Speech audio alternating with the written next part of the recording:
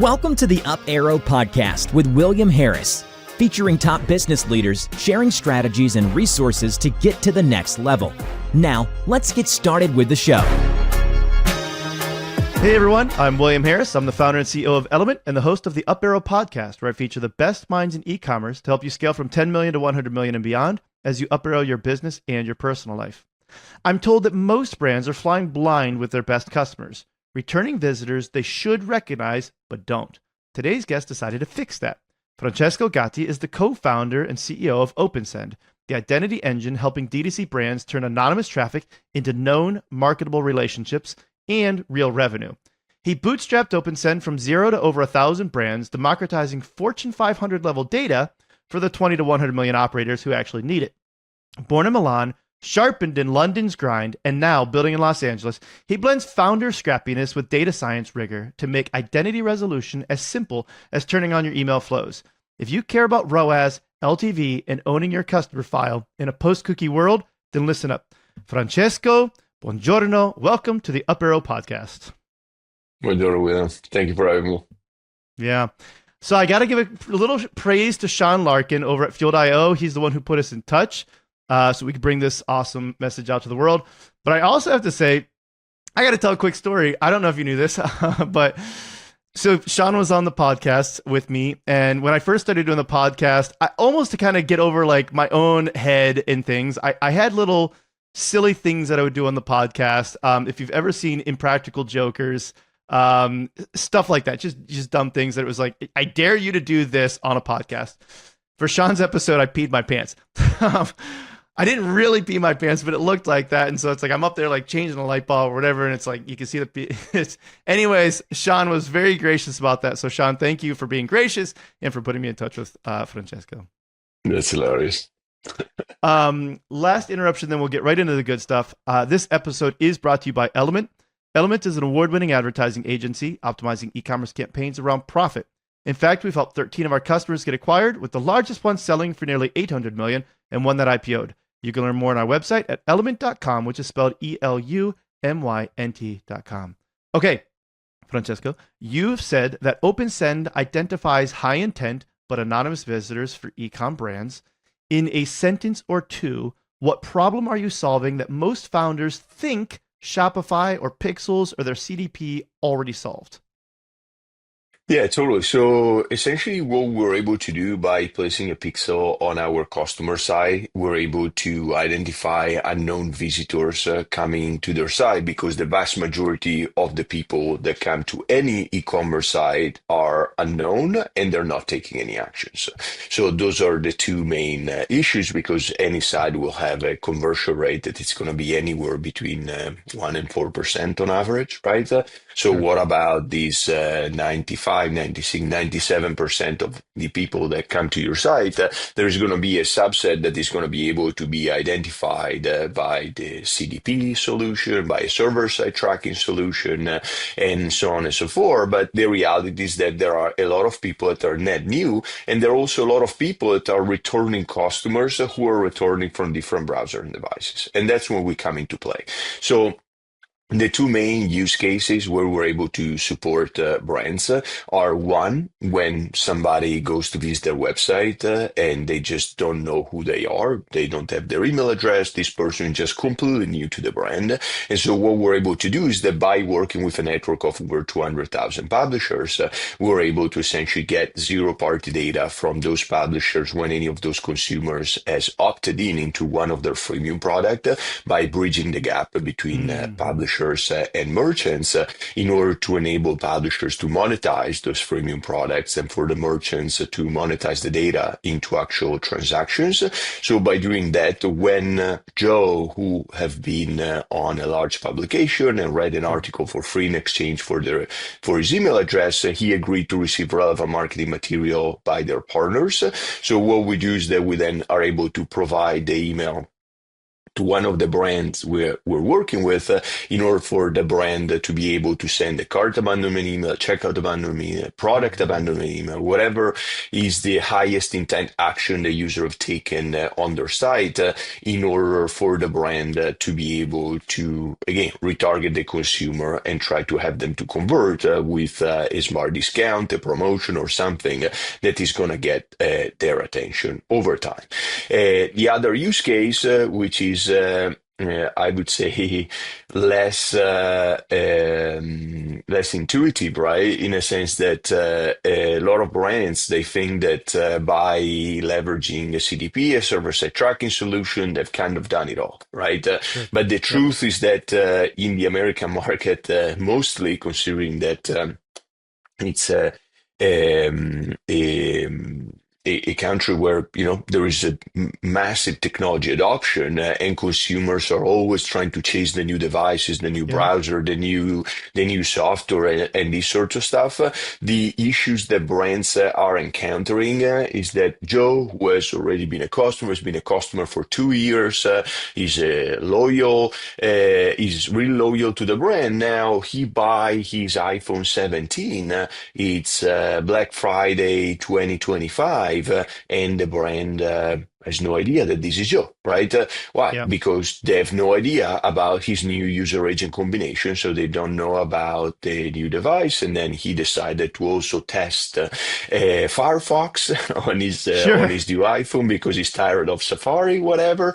And so what we're able to do is that, again, by working with our publishing network, where obviously Joe have already went to read his favorite news, have already went to consume his favorite newsletter from his new phone, because that is the first thing he has done. He downloaded the app for his favorite magazine, he went up there and he started to consume content. The moment that happened, then magazine passed the information to us. So then when that user goes back on TrueClassic, OatsOvernight, whichever brand we're working with, right, we're going to be able to provide an assist to Klaviyo, for example, by providing a new user agent combination, which is going to help the ESP and Klaviyo or whoever is managing their abandonment flow to be able to actually trigger an email despite the fact that he returned from his new phone, which is going to improve the experience of the consumer, not just on the retargeting side, but also on the on-site optimization,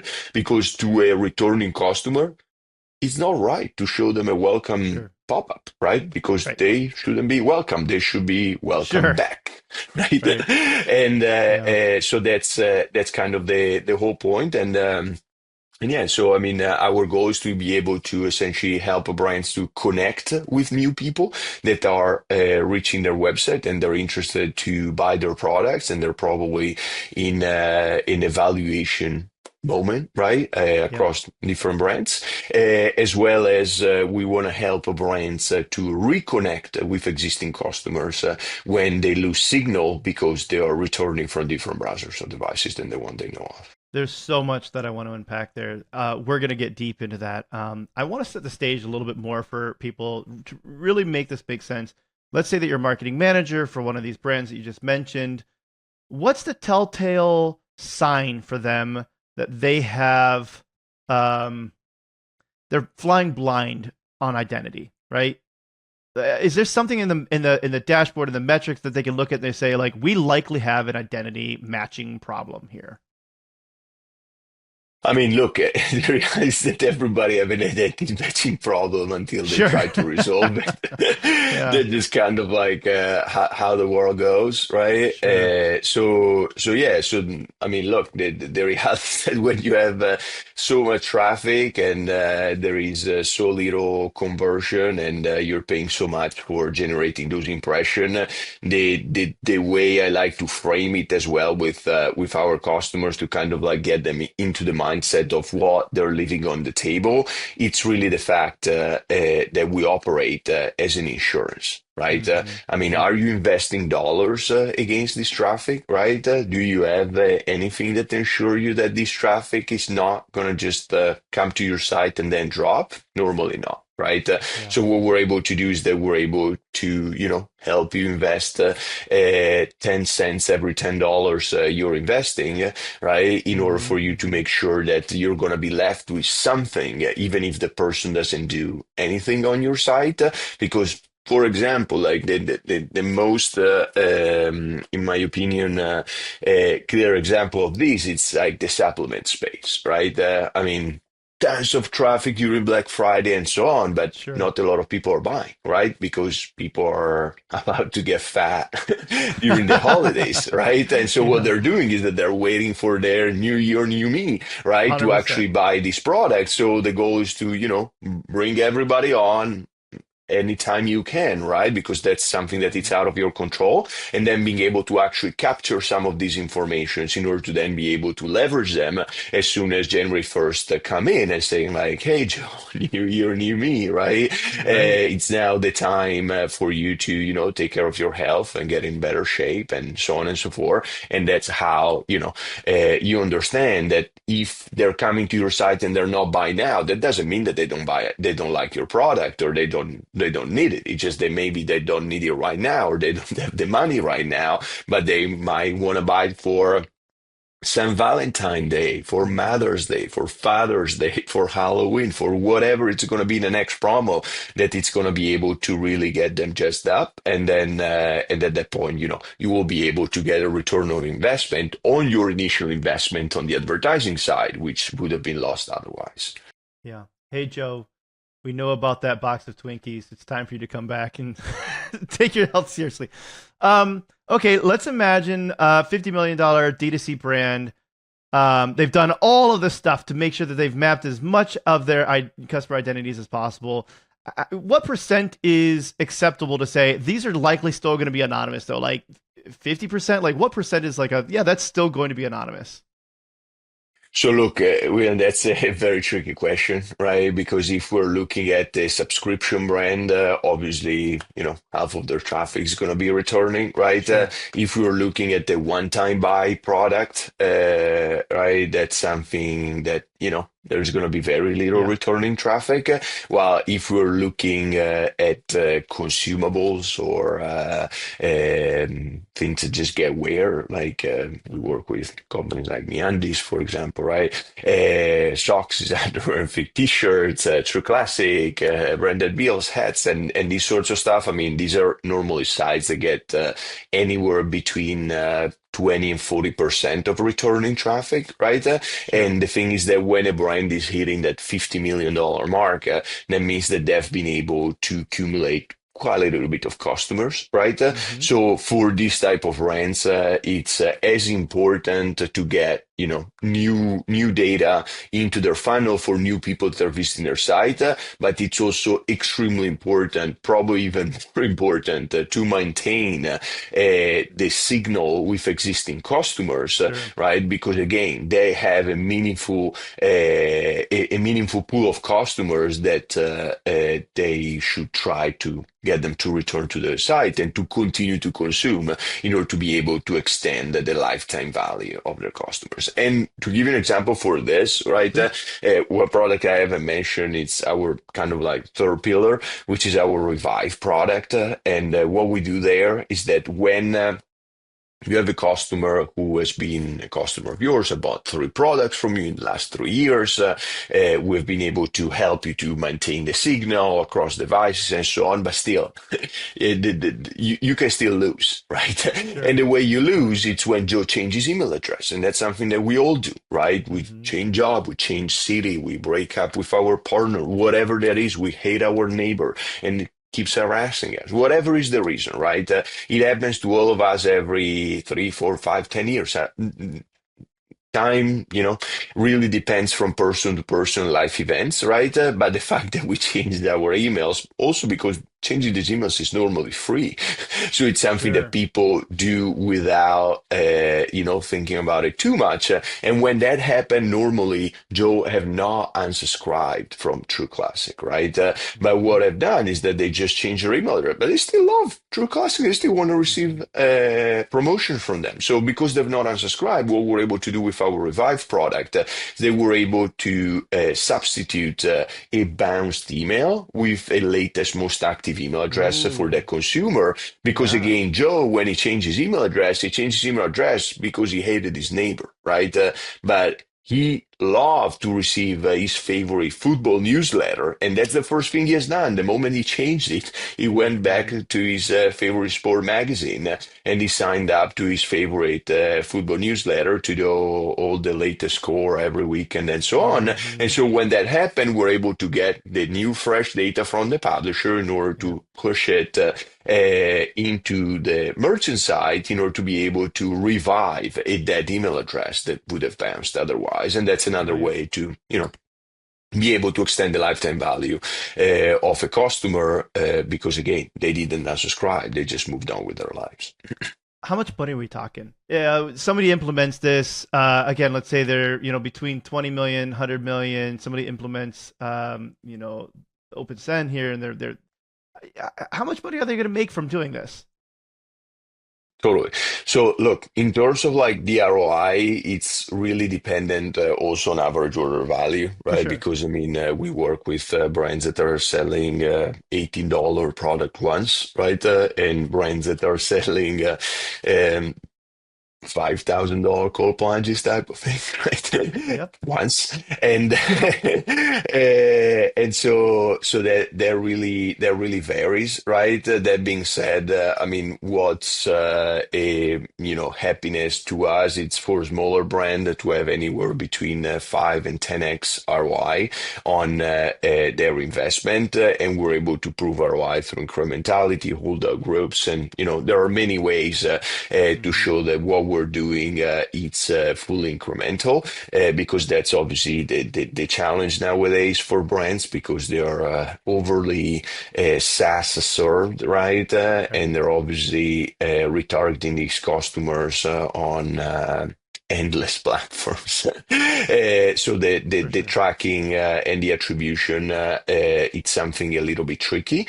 But anyway, so that being said, for smaller brands, we look at an ROI that it's anywhere between 5 and 10x, and then you always have outliers who have higher than that.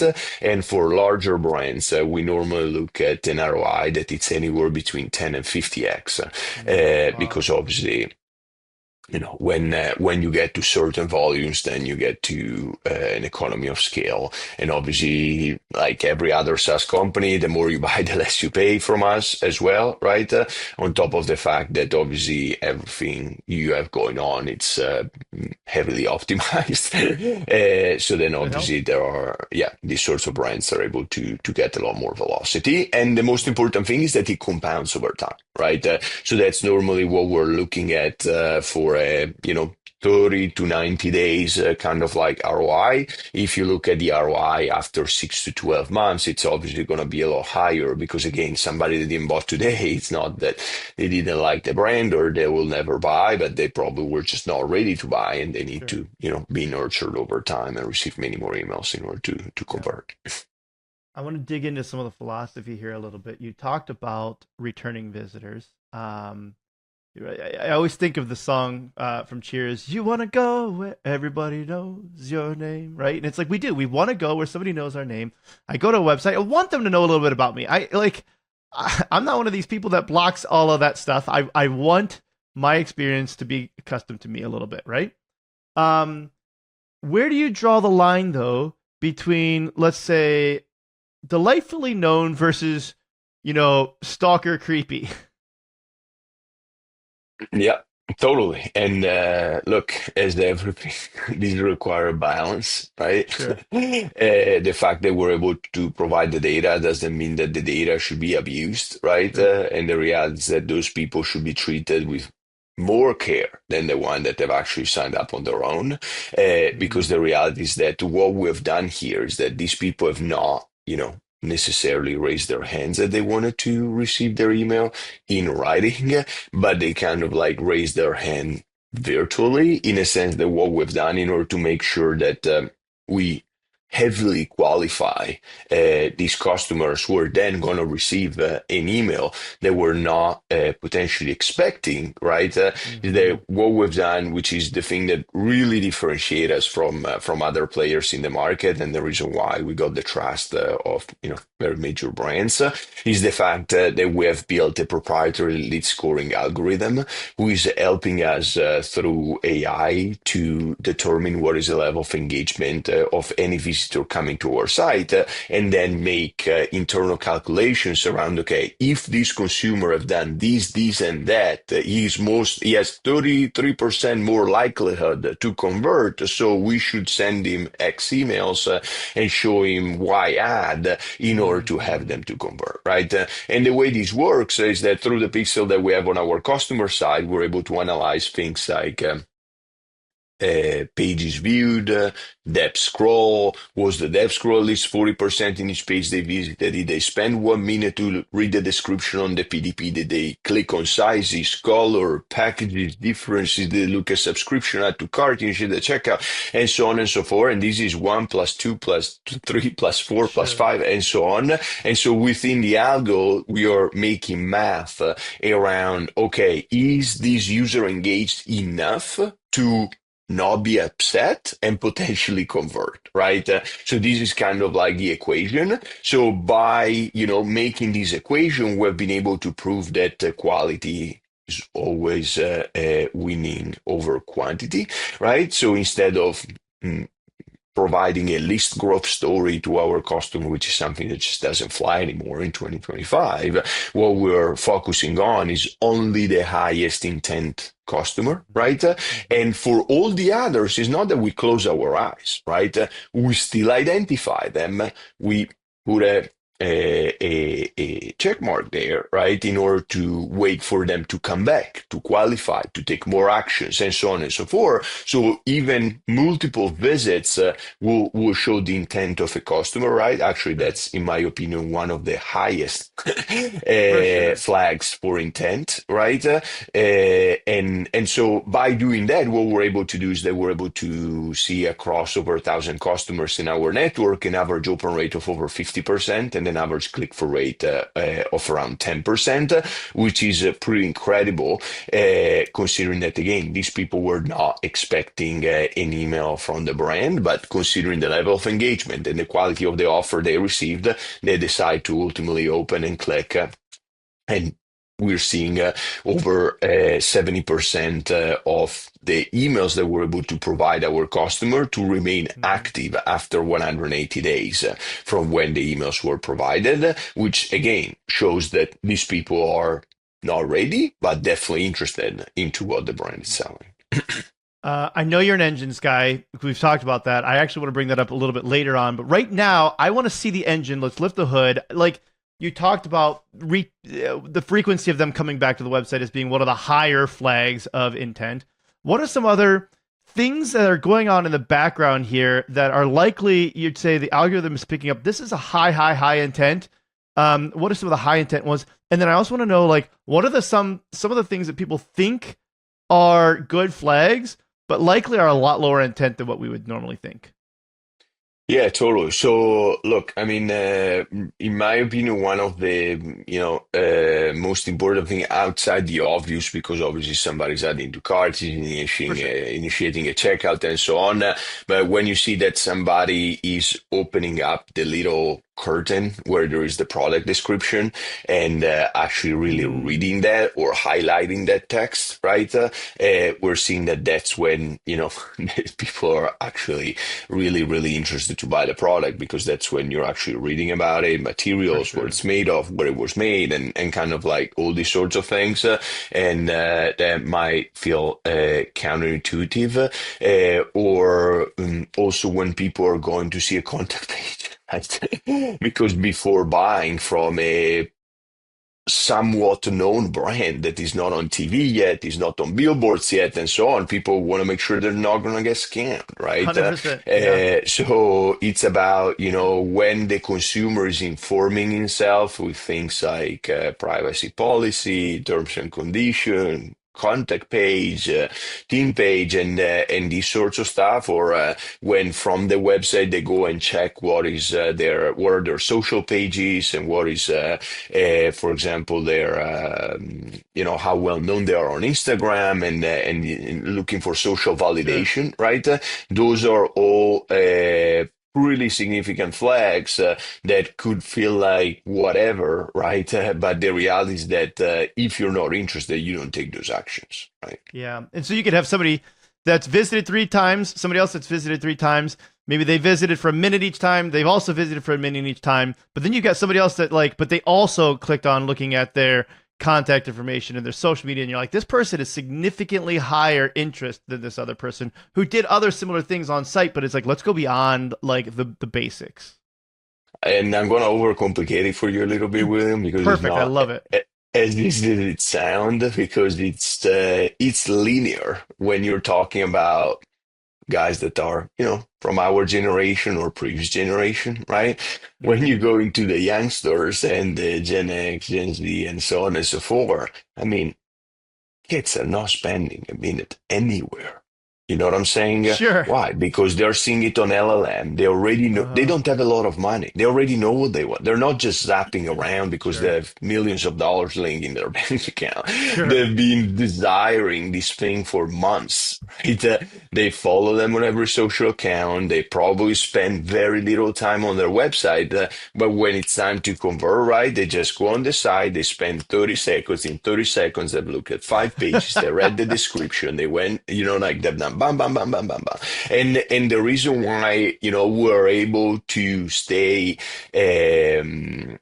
true to also the generational change and how the younger generation are experiencing navigating the web is that through the algorithm, we don't care, right? Because it just, again, it doesn't matter how much time you spend there. Right. The only thing that really matters, it's like what you have done. Right. Then obviously we provide our customers, we call them kind of like the guardrails. Right. And this is mainly pages viewed and time on site.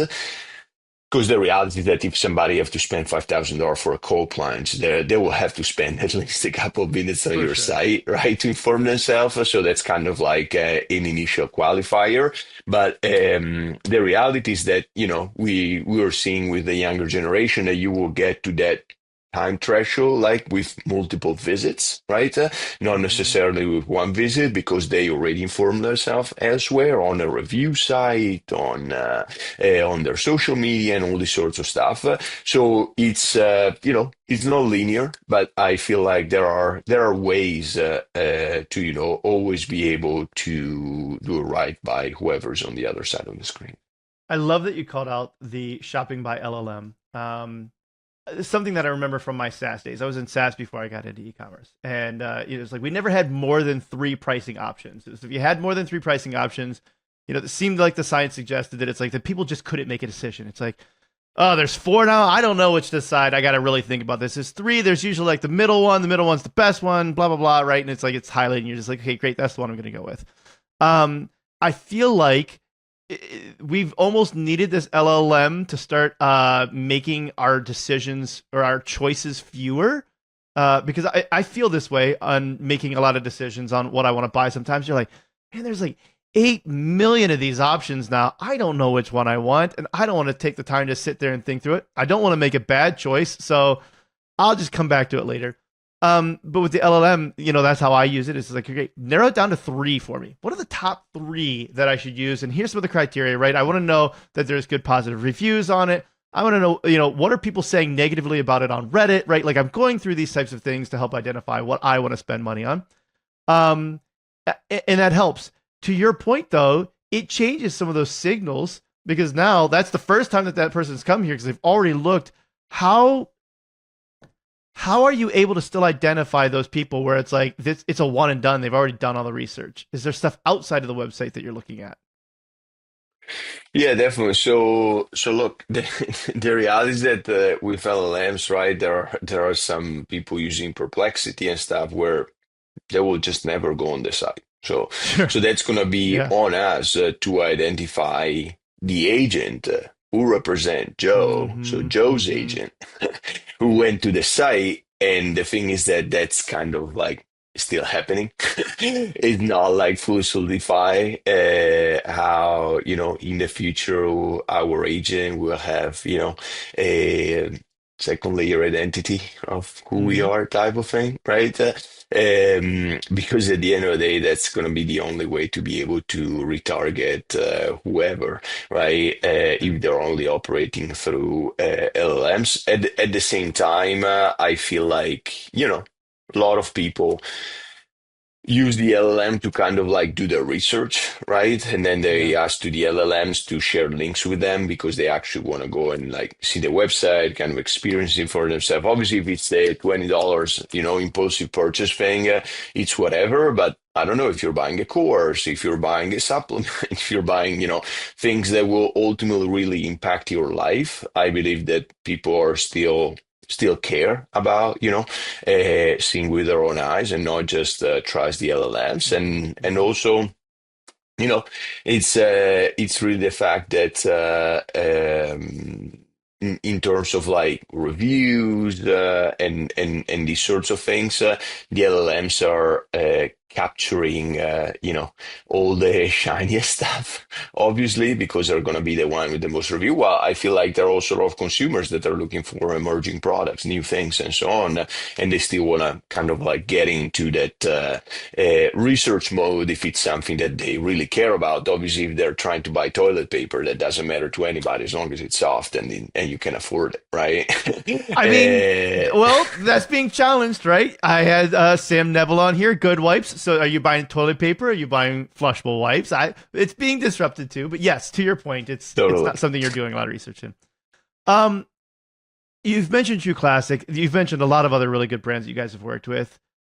What's a brand that you think has done an exceptional job of implementing this and seeing good results? And what are those results? Like, hey, they came in, we did this, here's what happened 30, 60, 90 days later. Here's the results that they've seen. Yeah, totally. I mean, to be honest with you, I mean, it's hard to name one Sure. per se because the thing is that we just work with incredible professionals in a variety of verticals, and I feel like it's more about the fact that the way we structure Opensend is to not just provide a tool to brands, but to also provide the type of support that they need in order to be able to maximize their return on investment. And in terms of like best practice and what we recommend is to, create tiny variations of their existing flows, because again, we're not going to be the one that are going to teach them how to make the HTML on their Sure. on their email offers. This is more people like yourself and the great service based operator that are in the business, and all the great agencies that we work with. But bottom line, it's really to try to create as long of a funnel as possible, right, with as many emails as possible, while not abusing these people that have kind of like trusted it, meaning that they received an email, they didn't opt it in, but they liked it and they kind of like silently agreed to continue to Mm-hmm. receive it. Otherwise, they would have unsubscribed, right? So yeah, so it's a matter of having. A measured engagement with these folks, because the reality is that if somebody have opened a promotional email, have not opened the second, the third, maybe you get them off of your monthly newsletter, right? And you only Mm-hmm. send them the seasonal stuff. While if somebody's opening and clicking every single email that you send them, then you opted in into the weekly one. Right, instead of the Sure. monthly one. So it's really about, going with the flow and following the signals.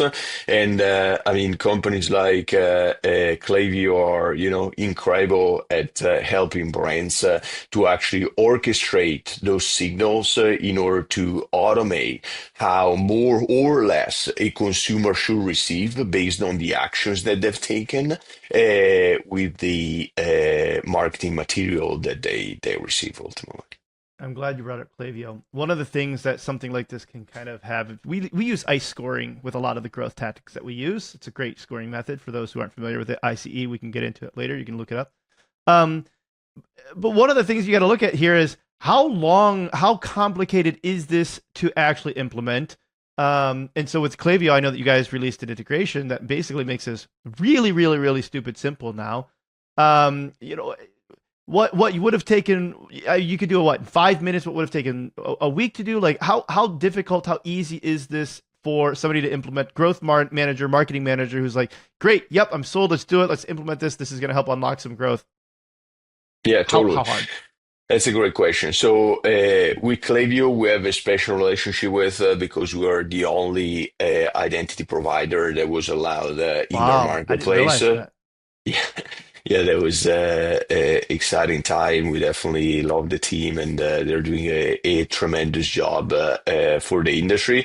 So we really wanted to make sure that we tuned our system right in order to please their customer success team, their deliverability team, and all this sorts of stuff. Obviously, because they are very attentive to the deliverability of their customers ultimately, which is the lifeline of any email program, right? So what we're able to do there is that if a customer is using, for example, Shopify and Klaviyo, right, it will literally take them 5 minutes to implement, right? In a sense that they're going to implement our Shopify app. They're going to log in into their Klaviyo account through an OAuth, through their Opensend dashboard, and then they're pretty much off to the races. All they have to do is to go in Klaviyo and duplicate the flows and potentially provide a little bit of a higher incentive to some of these people, or free shipping or whatever that is, in order to sweeten the deal a little bit more and make them feel like they're getting something extra. Yeah, and that's pretty much right. That being said, with other providers, it might take 20, 30 minutes and so on. Normally it takes a long time when people forget their password, their login credentials for the tool that we need to get plugged into. But if everything is smooth, it can be a very quick implementation. Normally we're seeing brands starting to generate new revenues kind of the same day from when they implemented the tool, if they have enough traffic. I'm not seeing a lot of downside, 5 to 10x return, taking 5 minutes. It seems like it's kind of a no-brainer for people. 14-day trial, limited for $1. You're making it. You're giving a lot of good incentives, and that's something that you mentioned here, which was okay. One of the things they'll need to do is when they duplicate these trials, have some other incentives. How do they sweeten the deal? Things like that. What are some of the things that you have seen be most effective? Obviously, give a discount code, right? And it's like, well, if you're already doing 25% off, does it really sweeten it to go 30%, or free shipping? Most people are doing free shipping. Some people aren't, but it's like, what are the other things that are maybe the non-obvious ideas that you've seen people do that you're like, oh, that was a genius idea? Yeah, totally. I mean, look, companies that make, for example, special editions, right? Look at Dr. Squash, Call of Duty, or like these sorts of stuff. And when you make them limited, and it's like, hey, like this is what you can get, right? And like or Aloe Yogurt, like all these dynamic brands. That's definitely an angle, right? Or otherwise, it's also to offer them bundles, offer them a significant entry level offer. For example, the Everyday Dose team have an incredible entry level offer where they send you a hoodie, a mug, a mixer, and all these sorts of stuff, which again will make people feel special, and that's gonna give them an extra reason to really become a vivid part of the brand community and ultimately a raving fan. right? Yeah. Making people raving fans reminds me of actually just last week, we had the owner of Genies on, Akash Nigam, and Nice. one of the things that's interesting about Genies, they are AI companions. And let's go back to the relationship with the customer you had before. It's like brands had a relationship through email, then SMS, maybe a little bit through social media. We're getting to the point where they can have a relationship with an AI companion. And one of the ones that he gave a great example of is like the Home Depot guy, right? And it's like, there's this AI companion you can go and you can build stuff with and whatever. And it's like, okay, you maybe don't even own a home yet, but you're building things with your Home Depot guy. And eventually when you have a home, you're like, well, of course I want to go buy at Home Depot. And I'm like, oh, that's a really interesting idea. But the more that you know about these, each of your customers, being able to identify them across different places, I'm just wondering, it's like, have you thought about how even like building that relationship would transfer into like the AI companion phase? Yeah, to be honest with you, William, I haven't really thought that, but yeah, I believe it's definitely a great, yeah, a great perspective. And look, I believe that this AI companion will get to, will get to a point where they're gonna operate as us because they will know us so well, and will essentially be able to go out there and kind of like do Sure. things for us and ultimately bring those results to us for kind of a final decision. And that's where, it's really on us to then be able to identify these companions when they go and visit different websites around the web in order to again be able to understand who's on their behalf, right?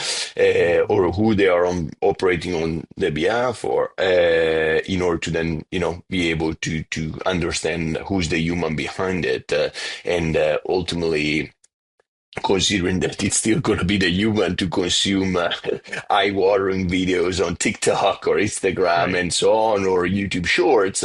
It's a matter of also how are we then going to be able to pipe this data through a Meta Conversion API integration in a way that it's uncommon to how it's happening today. Because the thing is that Hmm. problem with iOS Hmm. 26, with all the all the tribulations that every brand had to go through in the past few years with all these new restrictions coming into play, right? It's really going to be a matter to be able to continue to keep up with this innovation in order to, for example, with the MetaCap integration, what we're able to do is that we're able to help brands to really improve their meta score, and that's something that we're doing very extensively with Sean, who has an incredible MetaCamp integration at Fueled.io, That's where awesome. he have essentially figured out how to really transform the data in much more optimal ways than many other CDPs or server-side tracking. And the thing is that his only quote-unquote issue is that he can help brands to, do more with what they know, right? While Hmm. what we can bring to the table is what they don't know. Right. And Hmm. what they don't know, it could be the next five emails that William said, the other three devices, the other two AP, the other three phone numbers. Right? So when, Fueled is able to essentially push in to a Meta Copy integration, what's in Klaviyo, which is one good email, one good device, one good IP, and so on and so forth. When we come in and we're adding to the one email another five emails, to the one device another three Hmm. devices, to the AP another four APs, plus phone numbers, postal address, and so on, man, it's like, oh my God, this is amazing, right? This is so much Right. data. I now know so much more about this person. And that doesn't just help Meta to reach that person better. It helps Meta to reach that person better and to find more people like this person Exactly. because now they actually understand who the person is and what the person likes in order to then be able to create the lookalike audiences for which Hands down, Meta is the best in the business Right. at kind of like figuring this stuff out. But at the same time, like every other advertising engine, they want to keep you fat, but they don't want to get you too fat, right? Uh-huh. Like it's important to also, do the same thing across other platforms. Like now, for example, we're creating custom audiences. For platforms like Amazon, Trade Desk, and so on. And that's another project with which we're collaborating with Sean and Field, and yeah, and it's very exciting, right? Because not all advertising platforms are equal. Not everybody's as smart as Meta, right? So through our data set, we're still able to really go and influence other advertising platforms to essentially help reach those consumers who might not go on the website anymore, right? But they will still, Mhm. be consuming social content and these sorts of stuff. I want to make sure that I call this out because it's something that come up actually on a call recently with another customer. I think you did a really good job explaining this. If you can get Meta to even do a 5% better job of understanding who that is that just made this purchase on your website, the likelihood that Meta can find the next person who is also likely going to make a purchase goes up significantly. Um, it's kind of like if I was trying to teach my kids what a tree was, and I show them two trees, I'm like, okay, here you go, that's a tree, right? They might get it, they might not, right? But if I could show them like 30 trees, they're gonna go, okay, I very clearly understand what a tree is and I can identify it a lot better. The more that you give the algorithm on Meta or any of the other ads platforms so that it can really truly understand who made that purchase, the more likely they are to be more efficient in finding the next thing. And let's face it, who does not want another 10% incremental improvement in efficiency on Meta? Because if you do, that unlocks significant room for growth for you to scale up as well. And so this is probably the thing that I'm the most excited about what you're doing and how you're pairing this with what Sean's doing, because it affects me the most because we run So ads. yeah, absolutely. And look, I mean, Meta as far as I'm concerned, equal to a wife, right? Happy wife, Yeah. happy life. And the thing is that Meta give you a score, and that Yeah. score better be high, right? Yeah. Because the reality is that that score will define how good is the data that they're able to get from you, right? And Yep. ultimately how good is their understanding of what is a tree, right? Yep. To just go back to your analogy, right? And the reality is that if you show them a drawing, it's very different than if you show them a photo. It's very different Mm-hmm. if you show them a color photo. It's very different if you Mm-hmm. show them a video of a tree through For seasons, and so sure. on and so forth, right? So the more things you're able to provide, the higher that score is going to be. And what we've seen is that for brands that are, on a 6.1, 6.2, which is, pretty decent score for Meta, considering that it's a Right. very picky wife, right? And we're able to jack up that score to a 7.4, 7.6. I mean, That's a we're seeing massive a difference. tremendous impact on the overall return on advertising spend, where we're seeing improvements that are up to 25%, and a meaningful decrease in CAC, which we've seen Yep. anywhere ranging between 13 and 16% across the customers we're serving, which again, it's extremely meaningful because when you combine these two things together, plus the identity resolution component on email, plus a post-store Mm-hmm. retargeting strategy, plus a connected TV strategy, and so on, it's very hard to Yep. miss anybody at this point. 100%. I got one more example slash story analogy, whatever we want to call it here, which is on the flip side of this, a lot of people talk right now about it's all about the creative, and creative is so important, and I do not want to take away from that. Right, creative is how Meta is doing a better job of understanding who is likely to want this because of it understands contextually what's on the creative. But in order for that to work, it has to know very deeply who is the right person. And so when you look at this and you say, hey, I can show you, like you said, 2 trees, 10 trees, video of a tree, real life tree, have you smell a tree, hug a tree, like the more that you can make sure that Meta knows who that is, the better. And on the flip side, the more you can eliminate bad data, because we've seen this, we've run into this, and I'll just give a shout out to both ClickCease, Cloudflare. There's a couple of other programs that we've used that have helped to eliminate bad data going into that as well. That's like, I don't know, if you were saying, all right, I want you to LLM, I want you to give me, the best output. I'm going to give you 2 trees, a bush, and a vine, but I only want you to give me the trees. And it's like, well, I don't know. Which one's the? You don't tell it which one's which one's the bush and which one's the vine. It's like, how about be very specific with the data you're sending and send as much of that data of the good data as you possibly can.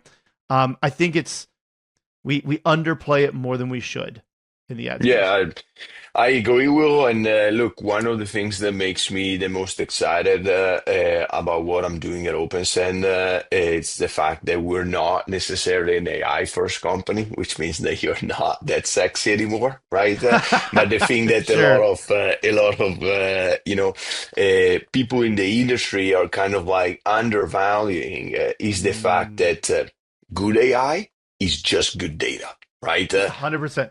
Yeah. Transform, and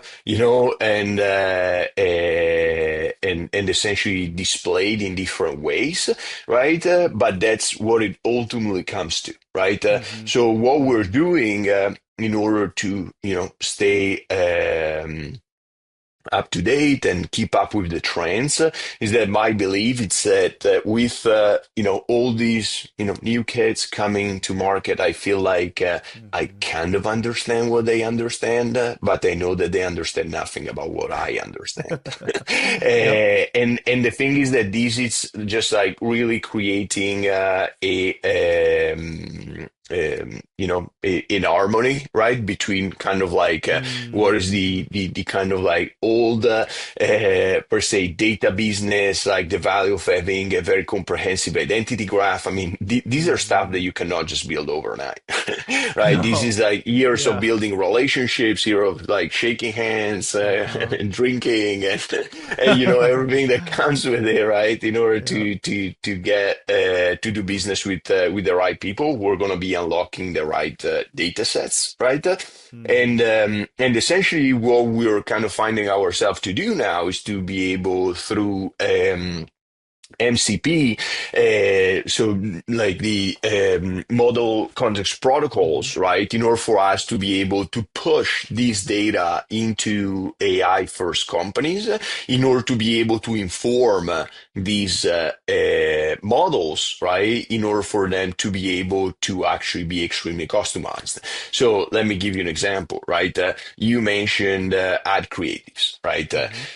If through our persona product, which is essentially a cohort analysis product based on demographic information, we're able to ingest all your customer base, right?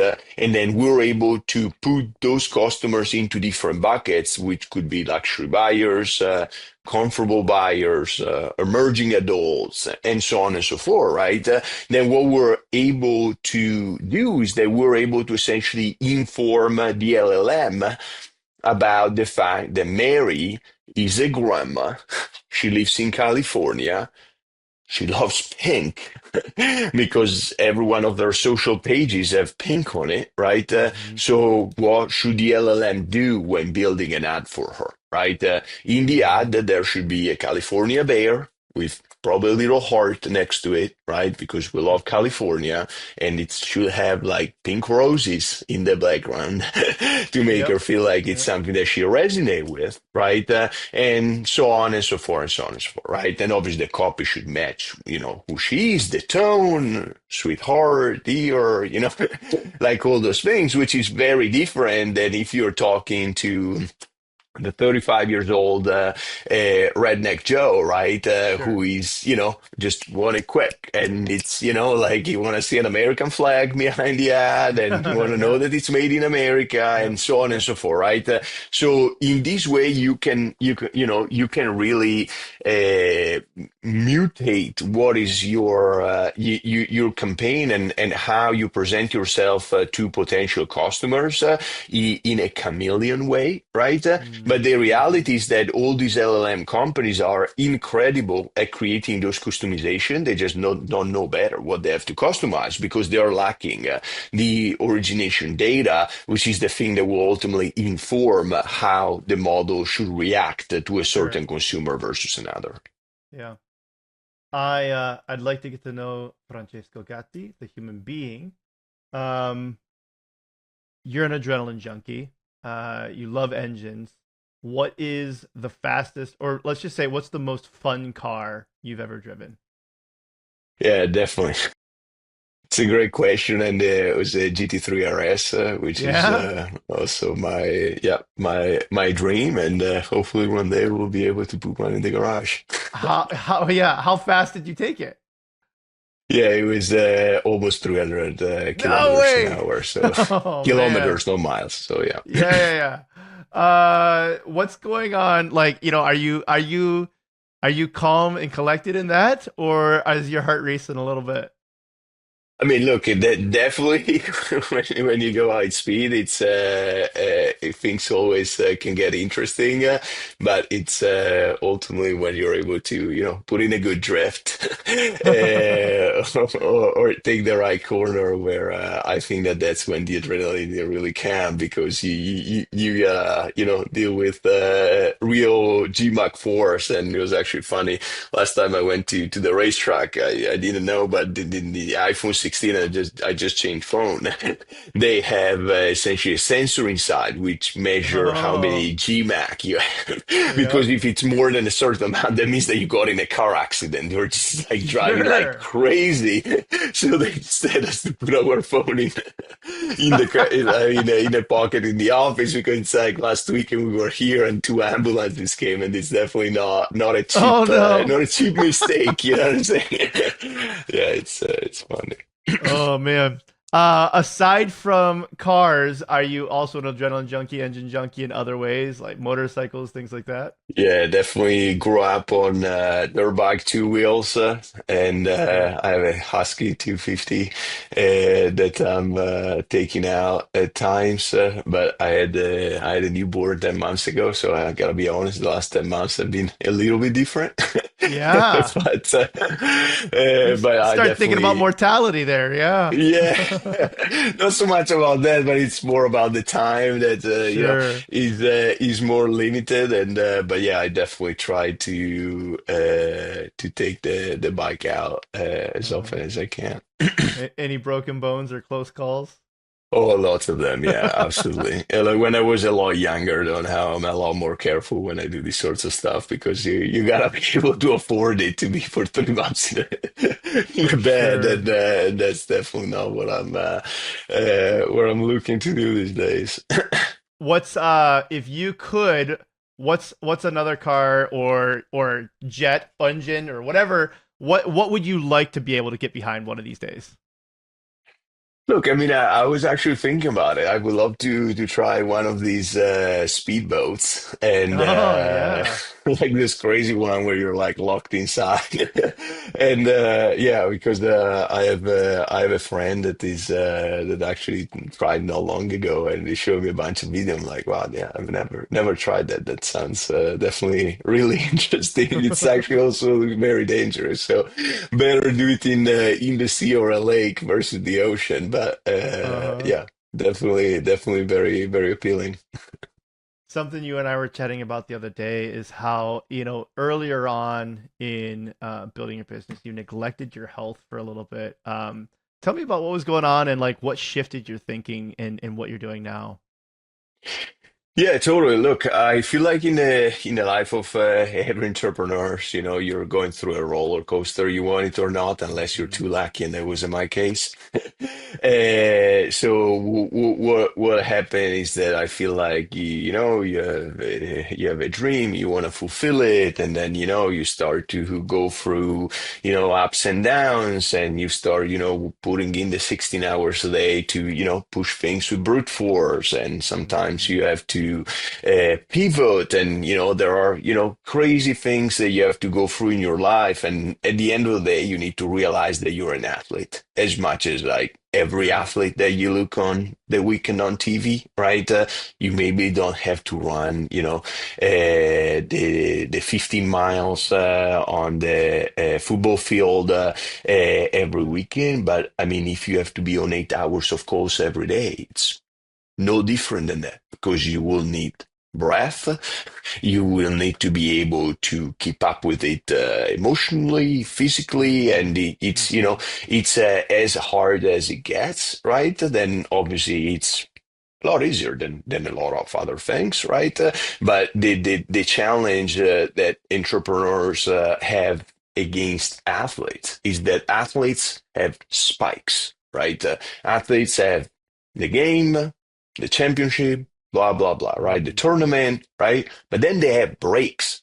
Entrepreneurs have never have breaks. Like Yeah. every day it's game time. Every day Yeah. it's the final of the Champions League. Every day it's Super Bowl, right? Yeah. For a reason or for another one, because you're closing the month, because you're closing the quarter, because your best sales guys left you, because your marketing campaign is going to shit, because your media buyer have not, been performing as well as it was in the past 90 days, and so on and so forth. And there are literally a million things that can really take the piece out of you. And I feel like that comes with, having a hard time sleeping, having a hard time sometimes focusing when you are socially with other people and you're just like in your world thinking about your stuff, right? And so I believe it's just like so important for you to like feel good about yourself, your body, your mind, and everything that comes with it in order to be able to perform. And I believe that that's something that it's very important for entrepreneurs to also make sure that your family needs to understand this, right? Your family needs to understand that you're an ambitious, crazy dude that have just a bug in himself, and there's nothing can do about it, right? And so you gotta just operate, for it. And in my case, I mean, look, I've always been an active person in my life with sports and stuff like that. But the reality is that with the pandemic and like all this crap that happens, like it just like. It was just not like my priority for a certain period of time, and I've definitely seen my health degrade somehow, right? You have less breath, you have less endurance, you have all those things that only come with practice, right? And I felt it. I felt that, I was breathing heavily after being on an hour on a call, or after a podcast like this, and these sorts Yeah. of stuff. Things that, or after a long meeting with the whole team where I had to give everybody a shampoo and a double conditioner, and these sorts of stuff. And ultimately, these people are feeding on your energy, right? And if you Yeah. don't have that energy, you're not going to be able to take things to the distance.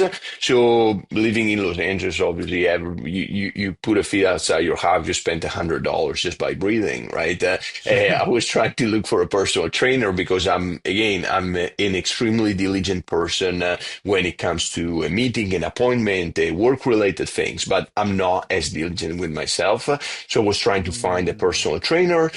Obviously, in LA, it's really prohibitive to afford something like that. So what I did, it's like, Francesco, what do you do when you need to find somebody for, lower cost than you can afford? I just be resourceful as much as you are from your startups, right? So it's like, what would I do? Do I go on Upwork? I went on Upwork. I found the calisthenics expert that for, Really? $13 a day every morning. He just Wow. like ripping me, right? And telling me that, I need to go harder and, I can push an extra one and so on. And so in that Hmm. way, I know I have an appointment. I can't let the person down. We have agreed that if I don't show up, he's going to charge me anyway. So that's an extra financial incentive for me to be there. And every morning at 6:45, I just show up in my garage on with a selfie stick, and they're just telling me what to do. And since I start to do that, I just feel so much better. And then I sign up for things like Function Health and all these other stuff who can help you to make sure that you're taking the right supplements and they are that your levels are right and all this sorts of stuff in order to try to get in this craziness to the highest level of harmony that you can possibly aim for, which is still very low, but it's definitely higher than if you don't do any of these things. Yeah, I've heard somebody say that your company is going to be very unsuccessful if you're in the hospital too. And so you have to take care of your body. I'm not going to let this slide though. You said if you're in a meeting and you have to shampoo and condition. Wait, when are you shampooing and condition? What kind of a meeting is this?